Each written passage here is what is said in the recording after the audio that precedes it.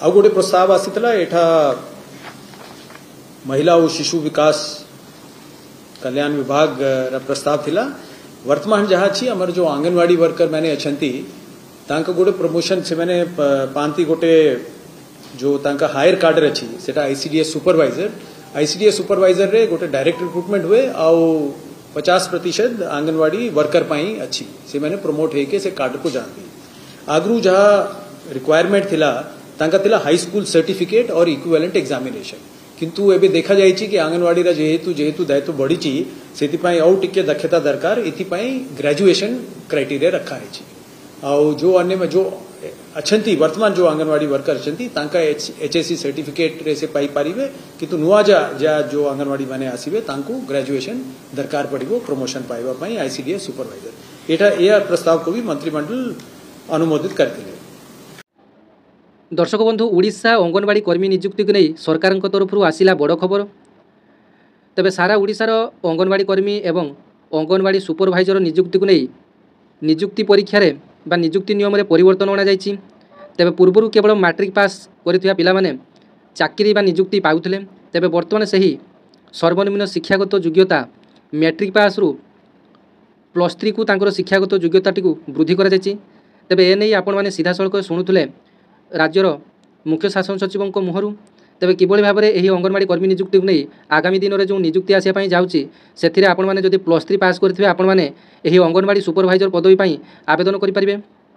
तेबे पूर्वरु जो अंगनवाड़ी कर्मी माने अछंती तेबे सेमानको पई शिक्षागत योग्यताटी कोन रहिबो एवं वर्तमान जो नुआ भाबरे जो माने नियुक्ति पाइबे सेमानको पई वर्तमान शिक्षागत योग्यताटी कोन रहिबो आसंतु सब किछि डिटेल्स आज भिडियो माध्यम रे जानिबा। तेबे आपण माने जानिचंती अंगनवाड़ी सुपरवाइजर पदवी होची अंगनवाड़ी वर्कर अंगनवाड़ी हेल्परंकर सबुठारु बड़ पदवी। तेबे अंगनवाड़ी सुपरवाइजर पदवी गोटे ग्रुप सी पदवी।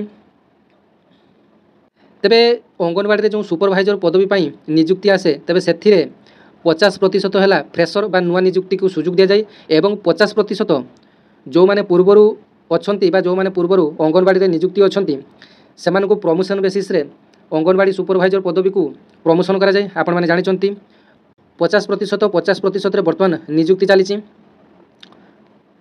तेबे वर्तमान मध्य सारा राज्य में प्रत्येक जिले में 5000 रु अधिक अंगनवाड़ी कर्मी एवं अंगनवाड़ी हेल्पर पदवी पाई नियुक्ति आसी। आपण माने ओडिशा अंगनवाड़ी रो जो ऑफिशियल वेबसाइट अच्छी आपण माने चेक करी जानि पारिबे। तेबे आसंतु आज यही अंगनवाड़ी सुपरवाइजर एवं अंगनवाड़ी कर्मी नियुक्ति को नहीं जो बड़ खबरटी वर्तमान आसी ताकू संपूर्ण भाव में जानिनेबा। तांकर शिक्षागत योग्यतार वर्तमान बहुत बड़ धरणर परिवर्तन होगा जाउछि। तेबे देखंतु अंगनवाड़ी कर्मी नियुक्ति नहीं सरकार बड़ घोषणा एणिकी मैट्रिक पास रे मिलिबनी चाकरी। तेबे पूर्व मैट्रिक पास करथिले आपण मानकर अंगनवाड़ी चाकरीटी मिल जाउथला। तापर आपण मानकर अंगनवाड़ी कर्मी एवं अंगनवाड़ी हेल्पर एवं मिनी अंगनवाड़ी +2 पास करथिले आपण माने अंगनवाड़ी चाकरी करि पारुथले। तेबे एणिकी आपण माने +3 करिथिया आवश्यक जहाँकि सरकार तरफ बड़ खबरटी आसी। तेबे आज लोकसभा भवन में मुख्यमंत्री मोहन चरण माझी अध्यक्षतार अनुष्ठित होईछि राज्य कैबिनेट रे गुरुत्वपूर्ण बैठक। एही बैठक शेष भाव में अंगनवाड़ी कर्मी नियुक्ति नहीं एक घोषणा कर अंगनवाड़ी सुपरवाइजर चाकरी पाई एणिकी आशायी ग्रेजुएशन करिथिबा आवश्यक। तेबे आज कैबिनेट ओडिशा शिशु महिला कल्याण सेवा संशोधन नियम प्रस्ताव को अनुमोदन प्रदान करिछि जहाँ फल वर्तमान प्रचलित नियमर संशोधन द्वारा कनिष्ठ वर्ग सेवा परिदर्शिका पदवी में चयन भित्तिक नियुक्ति प्रदान निमित्त जड़े अंगनवाड़ी कर्मी निश्चित रूपे जेकोसी स्वीकृति प्राप्त विद्यालय स्नातक पास करिथिबा आवश्यक। केवल ग्रेजुएशन पास करिथिबा पिला माने ही यही चाकरी पाई आवेदन करि परिबे। तेबे देखंतु वर्तमान जो माने नुआ करी एही अंगनवाड़ी रे जॉब पाउचंदी किंबा जो वर्तमान OSSS तरफ जो अंगनवाड़ी सुपरवाइजर पाई जो पदवीटी आसूची सेथिरे जदि +3 आपण माने जदि करिथिबे तेबे आपण माने अप्लाई करि परिबे। जदि आपण माने +2 करिसंती किंबा आपण माने 10 क्लास टे पास करछंती तेबे आपण माने एणिकी आउ आवेदन करि परिबे नाही। केवल ग्रेजुएशन पास करथिया पिला माने ही एही चाकरी करिया पई आवेदन करि परिबे किंतु यह पूर्व निर्धारित योग्यता अनुसार कार्य करि आसुतो अंगनवाड़ी कर्मी क्षेत्र में लागू हेबा नाही। तेबे पूर्वरु मध्ये आपण मानको एही सूचना देइथिली जे जो माने पूर्वरु अंगनवाड़ी कर्मी भाबरे काम करूचंती तेबे सेमानको पई एही नियमटी लागू हेबो नाही। कारण सेमानकर तेबे अंगनवाड़ी कर्मी भाव में 10 वर्ष कार्यकाल पूरी जाउची तेबे सेमाने अंगनवाड़ी सुपरवाइजर को प्रमोशन बेसिस रे अंगनवाड़ी सुपरवाइजर पदवी पाई आवेदन करि परिबे। तेबे अंगनवाड़ी सुपरवाइजर पदवी रे दरमा मध्य भल रही स्केल मध्य भल रही जोटा कि सरकारंकर गोटे ओडिशा सरकारंकर गोटे सी वर्गर बा कैटेगरी सी रे आसुची।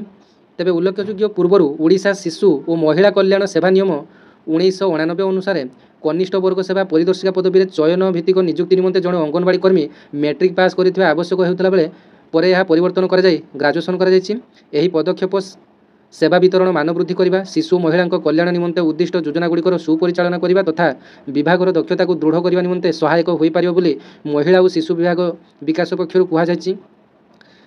तेबे जो मैंने बर्तमान अंगनवाड़ी कर्मी बा अंगनवाड़ी वर्कर अच्छी से नियम में कौन परिवर्तन होना से सीधा सड़क भाव में जो वैकेंसीटी आसो 50% आपण मैंने प्रमोशन पाइबे और 50% आपण मान फ्रेशर पिला नियुक्ति बाहर। तेबे नियुक्ति OTSS कंडक्ट कर जोटा कि गोटे ग्रुप सी बा ग्रुप सी कैडर पदवी जो बेसिक पे आपण मानकर भल रही 21,000 समथिंग। तेबे यहाँ थिला आपण मानक संपूर्ण आज अंगनवाड़ी कर्मी नियुक्ति को नहीं जो नुआ नियमटी आसी संपूर्ण अपडेट थिला। तेबे वीडियोटी भल लगे गोटे लाइक करेंगे, अन्य मानक शेयर करेंगे एवं चैनल टी प्रथम चोर पर विजिट करते चैनल टी एमती नुआ नुआ अपडेट पाइबा चैनल टी निश्चित भाव में सब्सक्राइब करने पाखरे घंटी चिन्हटी दबाई देवे। धन्यवाद। जय जगन्नाथ।